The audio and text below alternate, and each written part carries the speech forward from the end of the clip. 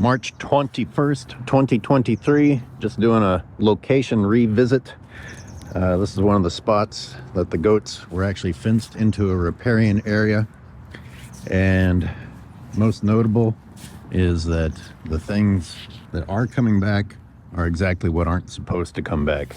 The annual grasses, the non-native thistles, vetch, fillery. And you see that vegetation is actually pretty short. We don't have any of the tall reeds or sedges that aquatic animals would be looking for nesting. We have some curly dock, which is not supposed to be here, but is a water guzzler. Remember, these goats were here in September, and this is the extent of the recovery. Look at the wall barley already.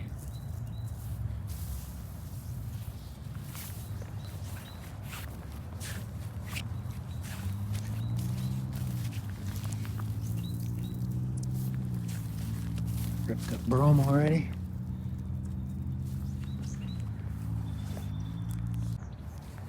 I mean, look at this. This is a disaster. Oh, and we got milk thistle hidden in here.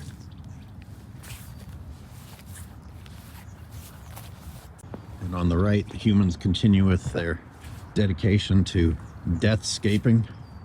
What a beautiful, beautiful playground. Teaching kids that lack of vegetation is the way to go. Let's see, continuing over here, I have a lot of footage of the goats eating everything in sight.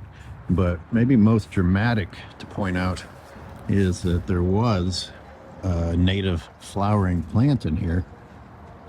Gosh, what was the name? Pink something. And it's 100% gone. Like, it didn't even try to recover this year. And again, we have the curly dock, the non-native, growing in its place. I mean, this is like a wasteland compared to the vegetation variety that was here previously. All right, let's continue on over. Just getting a close-up. Let's see the stripped saplings. You see, I mean, there's no protection. There's nowhere to hide. That is as good as it gets. That's as tall as it gets. Because it was all eaten. Worth noting,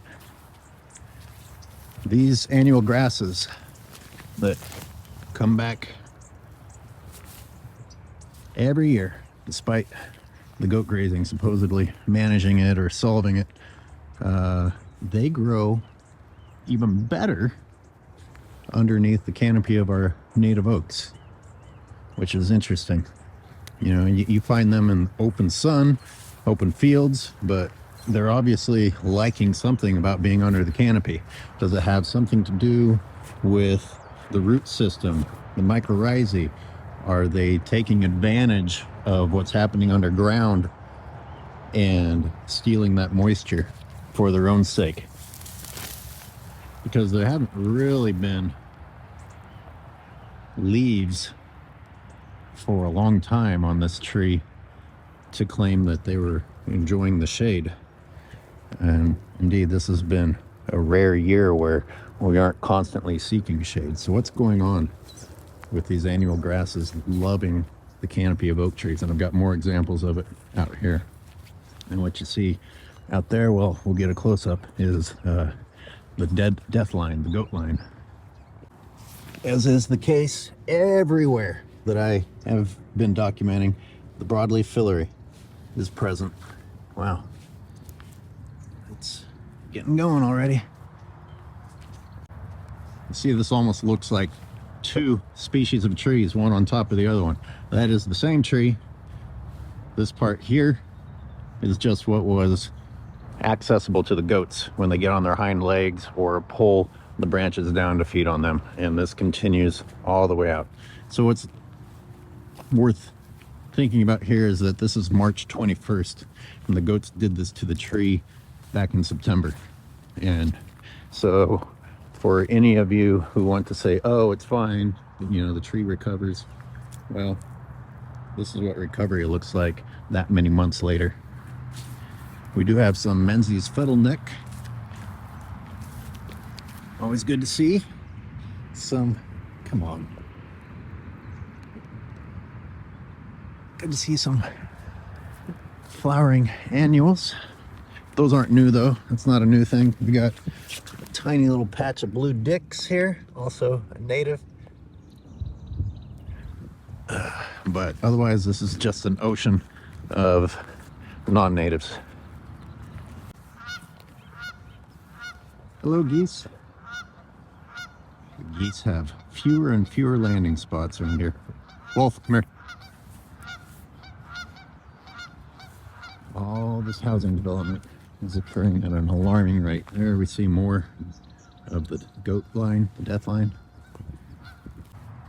Got another example.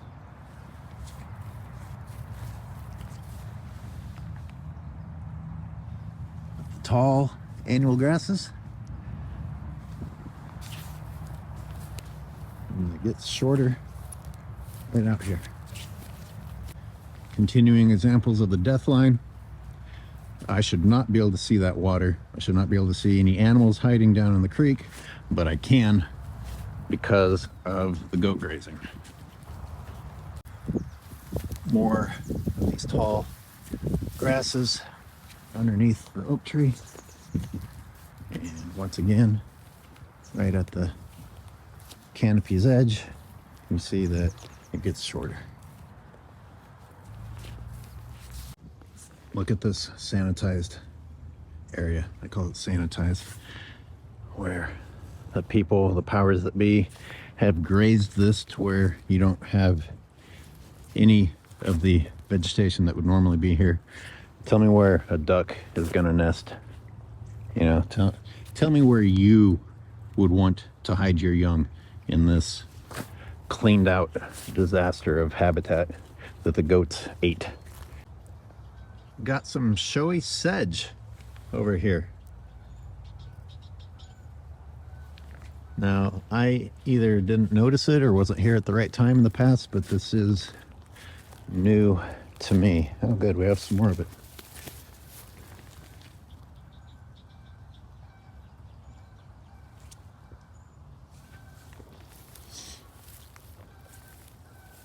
Oh man, the vetch is gonna choke it out soon though. This vetch grows crazy fast. All right, this is very important. It's one of those things that when you think about it afterward, it's really obvious. So obviously we had an explosion of seeds once these got to the right stage in life. But the problem is you have to get to that stage in life in order to let go of those seeds or even produce those seeds. And you see that there are only two here. This all got consumed and trampled by goats. We got two out of all of these that made it to that stage. Here's another angle of the reeds that I watched the goats destroy. They did that during the heat. They got rid of the shade that the animals needed, and they got rid of the ability for these to reach a height to seed and reproduce. Look at this disaster. This is going to be a big problem in about a month. And these are so dead I can't tell what they are, but they remind me of the coyote brush that the goats murdered up north. And there's certainly plenty of evidence of the goats here. Look at that. This is March 21st. The goats were here in September. And it's just a blanket of goat poop still.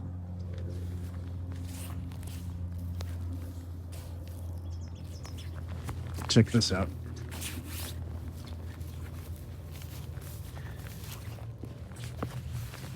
just kind of goes to show you what your eyes are overlooking, because I bet no one would have considered that this darkness is goat poop.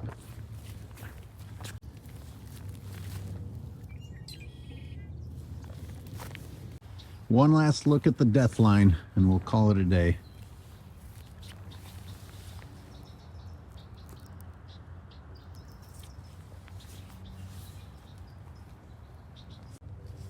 Here's another thing that the city can't be bothered to remove. Ancient ranching wire. I mean, stuff like this I've been reporting to the city ever since I moved here.